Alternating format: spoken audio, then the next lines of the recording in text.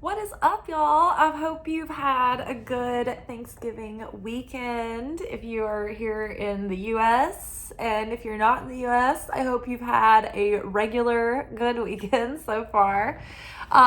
Excuse my absence. Last night I was at my sister's house and her wife's house, and we were watching a movie, and we had Thanksgiving with my dad and my family on my dad's side. So I just had nothing left of me. It was just too late when I got home, and I just couldn't do it. Couldn't bear the thought of it. So here we are today for our weekend reading, and I hope it's not too late. I tried to give you guys the synopsis of this message in my short that I posted yesterday. So you can find my daily shorts on YouTube in the shorts playlist, or as it pops up through your feed if you subscribe to my channel. And if you turn on notifications, you'll just know whenever I upload a video. But the longer versions or the more complete versions are on TikTok. I'm there at Liz_Taylor_magic. But I did try to kind of put the message out because I felt like this reading was a gentle and kind warning that there will be challenges over the weekend, but if we can pass through them gracefully, then this will be huge up-leveling points for us. So from the Radiant Sun Oracle, we've got impulsiveness. This has come up a lot. Aries, Mars and Aries. We've got enterprise, which is Jupiter in Aries. We've got generosity, which is Saturn in Leo. And intuition, which is Mercury in Cancer. Clarifying impulsiveness, we have Two of Swords from the Dreaming Way Tarot, which I love, love, love this artwork. Clarifying enterprise, we've got Ace of Cups in reverse. Clarifying generosity, we've got Six of Swords.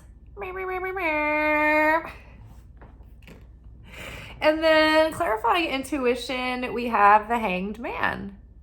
And another thing about this artwork, and y'all are gonna laugh, but I love the outfits that this artist draws on her people. Like, this is like, every card is like totally my wardrobe. Like, half the winter, I look like this. Knives included. Britney Spears dance.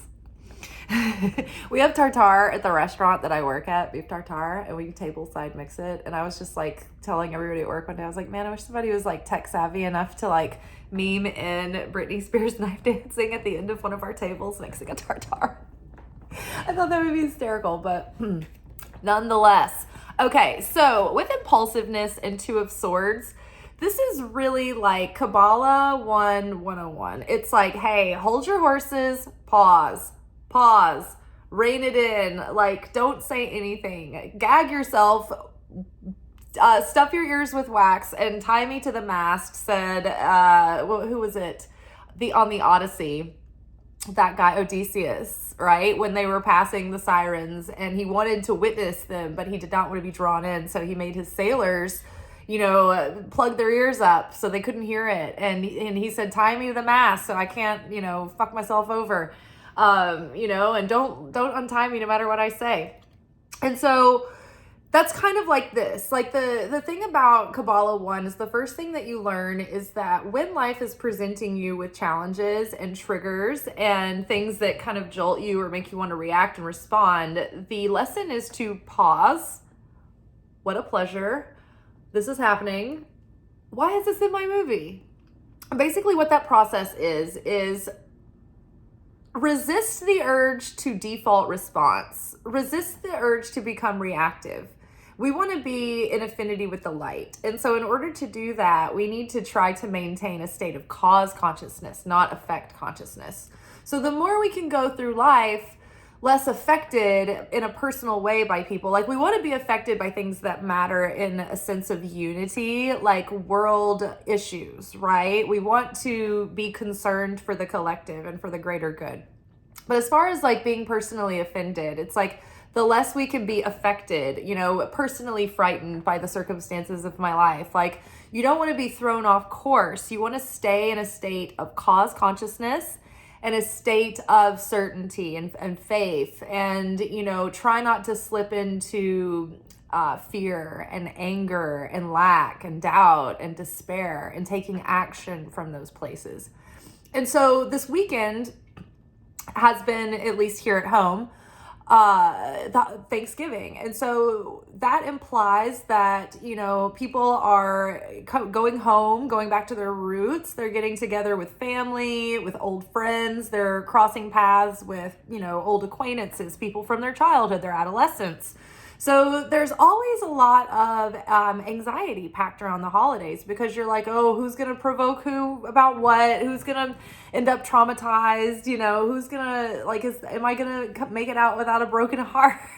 And hopeless for my future? You're just like, oh my gosh, there's so much going in, because there's so many people have so many things that have happened in their past, and things that you may not have even thought about. Imagine running into your high school bully at Target and forgetting, how that affected you and how that made you feel, right? I mean, that can happen. So it's not always just about, whether or not we have, grew up with, dysfunction in our families, right? There could have just been stuff at school, right? A lot of baggage from childhood.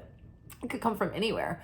So as we are going home this weekend, and as we are home and we're amongst people we haven't seen in a while, and, relatives are there, and, it's not like these are the people that you curate around you in your comfort zone all year.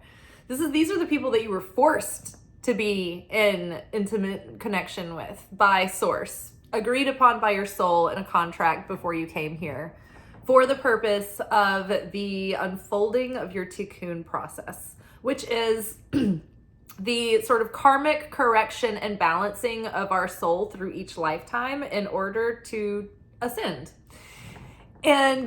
towards Christ consciousness, right? And so, be more like Christ, and you will be more like the Creator, and, vice versa. Being like the Creator gives you the frequency to vibrate with that Christ essence and connect you with it on a deeper level, with a deeper sense of understanding, But anywho, so we're going back home, right? And we've got these things that are going to bring up memories. Things are going to trigger us. Oh, I was getting at the point that we curate these people around us. They're in our comfort zone, but we planned to have the family that we did in order to trigger us into our growth, our correction, our healing, or whatever, to become stronger. And it's usually the difficult things that we, have a hard time accepting about each other that are the most important reasons why we were brought together. And, there are people brought on your path for, to uplift you in easy ways. But those seem to be few and far between, don't they, sometimes? So, we're going back, and while we're in our comfort zone with people that we're curating around us, we're not always triggered in the same ways. They can't teach us the same lessons. They don't press our buttons the same way. If they did, we could more easily avoid those people and, grow our separate ways. But these things get buried over time, and they're not in our awareness. So we don't remember why we react to certain things the way that we do and where that came from originally, right?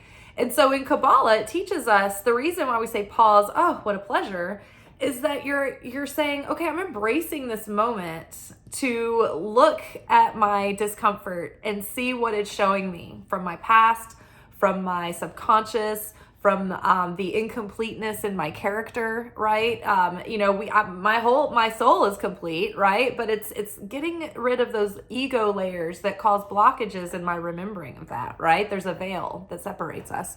So many times it's trigger moments, it's discomfort that it's like, okay, here's the wound, it's been hiding and you haven't been able to see it, but all this frustration, all this sadness or what have you, all of these impulsive tendencies, they're connected to this right here. And so when you go home and you go into these situations that are famous for being tense and, all the dysfunction coming out at the table, it's those are the golden moments to be like, oh, I see that dynamic playing out. I see it reminds me of in early childhood. We remember we witnessed these dynamics playing out. I can see how that's connected, and I can see, oh, okay. And it's so weird how the more you recognize those patterns and like their origins, it's like when you start to do it again, you're like, oh, it almost feels like robotic to do it. So then you're like, no, I want to choose my sovereignty. I don't need to act like that because I'm only doing that because of that. You know what I mean? And so you begin to become more aware, and the healing starts to do its thing. And so then it becomes just about like this practicing and embodying. But Enterprise being with Ace of Cups reversed, it's like the things that kind of ruffle your feathers and annoy you this weekend or hurt your feelings a little bit or whatever, like take time to look to see that's an opportunity, and there's a lot of gold there. There's a lot of growth to be had. And when we grow and when we heal and when we break through our negativity, when we face our fears and we face ourselves and we heal things and we elevate our perspective, it's like it opens us up for next level opportunities. It brings us to our next level because we're having a higher affinity and vibration with something that we weren't there yet, right? So we have to overcome something to get there. So opportunity in the mishap or the misunderstanding or the discomfort, but whatever it is this weekend that's like got the cup turned upside down, it's like there's an opportunity there for major healing. So that's why it's important to pause instead of being impulsive, right? Like the good thing about this energy is that like we do kind of need to get up and go right now. I think we are just like sort of like tired and like kind of feeling like blasé and needing a little bit of a self-determination to get the catalyst going. So we do need that get up and go, but that's more geared towards taking grounded action that comes from like the things that you've already been like setting your goals for. The impulsiveness that we need to rein in is the impulsiveness to either like pop off or take an action that might be pacifying like a craving, but it might be self-destructive, or, you know, going into a bad mental place because of like things that play out, you know, when you're amongst, you know, company, just trying to stay out of that loop. But at the same time, observing it so you can take a step back, detach from it, watch the story that starts to play out in your mind without getting caught up in that drama. That way you can identify it and name it, right? And then it disempowers it. But yeah, I like a lot of times the Two of Swords is, you know, kind of caught in a decision and stuck in a stalemate by energies that cancel out. But I think in this situation paired with this card, I really think that this is like, sit there, hold tight, like don't, just pause. Don't be too impulsive. Don't be too quick to say something. Just relax. Because if you practice generosity, spiritual generosity, generosity of spirit, like if you're just more like in more grace and trying to choose compassion and mercy, and it's not always easy. I understand that. I struggle with it too when I'm like, when something's up my crawl. But the more it's difficult for you, actually, the more it will release even more miracle juice, because Six of Swords is like moving on from a difficult situation towards like brighter horizons, towards a like better situation, better, brighter days ahead, a new cycle that's not going to be so difficult and heavy. But it's definitely like moving on from something that's been difficult, and you're moving on to better energy. And and so that is just sending us in, you know, in the direction of more and more building. But I mean, when you think about the other sixes, like Six of Wands, that's victory, right? This is really good energy. It just doesn't feel like a Six of Wands moment because, you know, it's all happening internally right now. However, I think that the more emotionally and spiritually generous we are, and with our willingness to just embrace a new slate, clean slate, move ahead, like just don't hold on to the past, I think that we are going to benefit from it the most and have even more momentum moving forward from like hard times. Just let the hard times be in the past. Quit bringing them with you, right? At this point, it's like you have a choice. You can just cut the line on the hard times and leave them, and then row on into new days and just try to have a generosity of spirit. But look at all the people like gathering and celebrating together. So it's like God's favor and blessing and protection are going to rain down on you if you choose to go in a more compassionate, merciful direction. It's just going to be more, you'll have more affinity with the light. You'll align with the cosmic flow. You will align with unconditional love and miracles. If not, then you will just be in dissonance and it will just cause more chaos.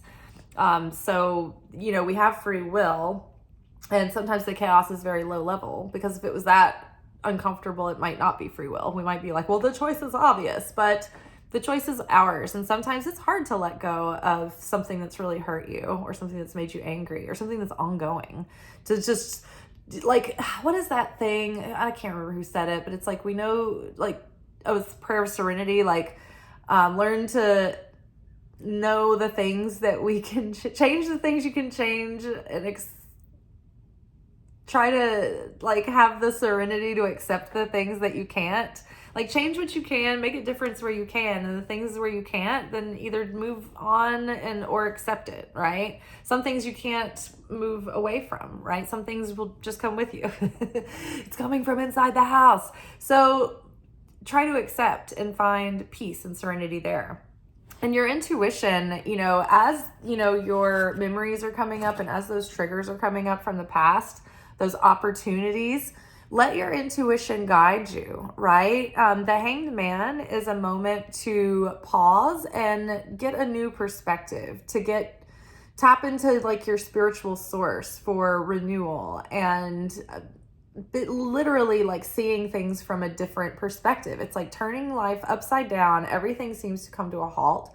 It doesn't seem to be like there's any big activity going on the surface, but there's more going on than meets the eye. And the Hanged Man is like, you're changing your perspective, but it's almost like the universe puts things on pause so that you can check yourself before you wreck yourself. So right now we could benefit greatly from just shifting our perspective, erring on the side of compassion, love, grace, generosity. And I think that's really going to get us headed into another direction. But I think it's also going to like open us up for our up level, like this next up level. I think that it's going to sort of like break the seal in a bunch of different areas of our lives where we're having these new beginnings. And I think that, these are the spiritual and like egoic sacrifices that we make, that we die to, we put on the slab. But that opens up the life force that we inject into that up leveling, into that greater experience, that greater, deeper fulfillment. It's called building the vessel, right? You build a greater and stronger vessel so that you can contain the blessings and maintain them when they come in, because you appreciate them, because you worked and you earned and you built by the sweat of your brow. It's like when things are just given to people with nothing behind it, you don't appreciate it as much when things come easy. So, and if they come easy, you don't learn what it takes to maintain or build the stamina or the faith or the confidence or the determination. So, difficult experiences are valuable. They do make us stronger. They give us more dimension and character. But we have to do something with that lump of coal. We don't just come out a diamond. It's our choice. Some people stay a lump of coal. So embrace the process. Oh, and so pause, what a pleasure. So pause, check yourself before you wreck yourself. Just like straight jacket. Don't say anything. Don't move. Don't react, because you're in effect mode. Wait until you're not triggered. Then, this is great. I'm so happy. I'm embracing the pain right now. The more you embrace the pain, the more powerful the miracle juice is, right? Then you say, why is this in my movie? What is the situation trying to show me? What angle is it coming from? Like, what part of me is this revealing to me that I need to look at, right? You know, in Kabbalah, it's always about working on ourselves, not what is the situation showing me about how they need to change. Nah, not the right answer. The answer is what in me. What is the creator? If the creator were using someone as a face puppet, even if they're not justified in what they're saying, is there a hidden message for me in this? If I were to twist this into a self-help, productive, transformational moment, do not let people manipulate and gaslight you. You're not on their agenda. But is there any hidden coded message that the creator wants you to take away from some passerby and what they're saying? Is there anything to draw from it? Not from them, but from the creator. And then integrate, okay, where's the growth here? What would look like growth for me in this situation? And then you can start choosing with your free will how to respond proactively with like your sovereignty as a divine human being. Otherwise, we're kind of in like a lower level consciousness, like an animalistic, like reactive, like survival mode. Just sort of like in an effect to all of the changing, like, you know, the wind blows and we're like, whoa, that kind of thing. And that's no way to live, right? And, you know, as we practice self-mastery, the gap of time between our pauses can get smaller, but it takes a minute at first. So slow down and don't be in any hurry to answer or react. Just be, you know, in joy in the moment, be present, be appreciative, and you can err on the side of silence, and that is not doing any damage. So no more collateral damage. All right, y'all. Take care out there. Be careful. Have a good rest of your weekend, and I'll see y'all later for Secret Teachings of Jesus. Bye.